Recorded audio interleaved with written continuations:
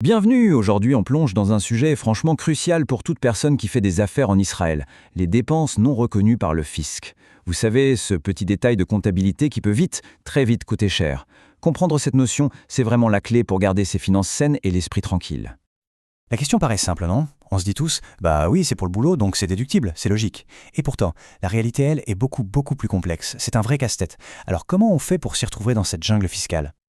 Bon, il faut le dire tout de suite, le fisc israélien, il ne rigole pas avec ça. Les règles sont hyper strictes. Et les ignorer, c'est prendre un risque énorme. Pour être serein, il n'y a pas le choix, il faut connaître les règles du jeu. Et y jouer. Alors, commençons par la base. Ce fameux terme « dépenses non reconnues », qu'est-ce que ça signifie vraiment, concrètement? C'est le point de départ de tout, il faut absolument le maîtriser. En théorie, c'est simple. Si le fisc juge qu'une dépense relève du plaisir personnel et qu'elle n'a pas servi à générer des revenus, eh bien, impossible de la déduire de son revenu imposable. La question fondamentale à se poser, c'est toujours la même. Est-ce que cette dépense-là a directement, je dis bien directement, servi à gagner de l'argent? C'est là que se trouve toute la nuance.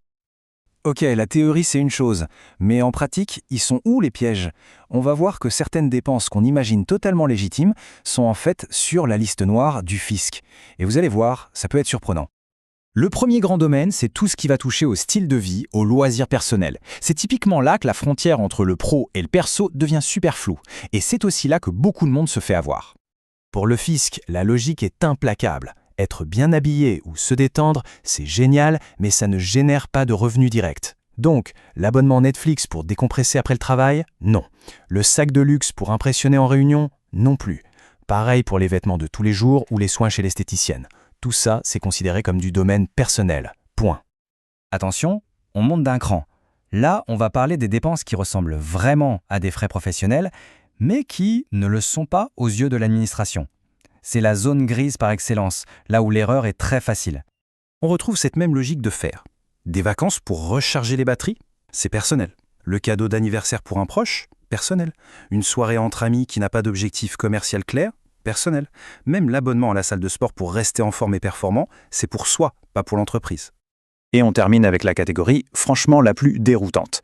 Celle qui semble défier toute logique. On parle ici de dépenses qu'on pourrait juger vitales, mais que le fisc, lui, classe sans hésiter dans la case personnelle. Et oui, tenez-vous bien, l'assurance santé, les frais de médecin et même la nourriture du quotidien. Rien de tout ça n'est déductible. Le raisonnement du fisc, c'est de dire, pour travailler, il faut être en vie et en bonne santé, et ça, c'est une affaire personnelle. Ça montre bien à quel point la séparation entre la personne et l'activité pro est nette pour eux. Bon, maintenant qu'on a vu tout ce qu'il ne faut pas faire, imaginons qu'on fasse une erreur, qu'est-ce qu'on risque pour de vrai? Et attention, les conséquences ne sont vraiment pas à prendre à la légère. On ne parle pas d'une simple étape sur les doigts. Une déduction qui n'aurait pas dû être faite peut déclencher une véritable avalanche de problèmes, aussi bien financiers qu'administratifs. Concrètement, ça veut dire quoi? D'abord, des amendes, et elles peuvent faire très mal.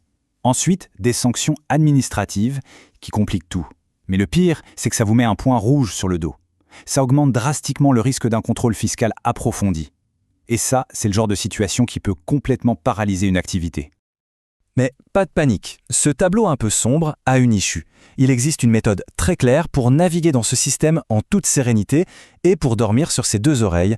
Voyons ensemble comment faire. La solution, elle tient en 3 étapes clés. D'abord, la curiosité. Il faut vraiment s'intéresser, chercher à comprendre la logique du fisc. Ensuite, la rigueur. Tenir des comptes impeccables en séparant bien le pro et le perso, c'est tout simplement non négociable. Et enfin, l'humilité. Quand il y a un doute, on ne joue pas à l'apprenti sorcier. On demande l'avis d'un pro, un expert comptable israélien. C'est, de loin, le meilleur investissement qu'on puisse faire. Et c'est ça l'idée centrale. Il ne faut pas voir ces règles comme des contraintes, mais plutôt comme les commandes d'un tableau de bord. En les maîtrisant, on ne fait pas que réduire les risques, on prend le contrôle de ses finances, on se met en position de piloter son activité avec une vision claire et une confiance totale. Parce qu'au final, le but, ce n'est pas juste d'éviter les amendes. Le vrai objectif, c'est de pouvoir gérer son business sans cette petite voix dans sa tête qui se demande constamment si tout est en ordre avec le fisc. Comment atteindre cette tranquillité d'esprit? Eh bien, maîtriser ces règles, c'est sans aucun doute l'un des pas les plus importants dans cette direction.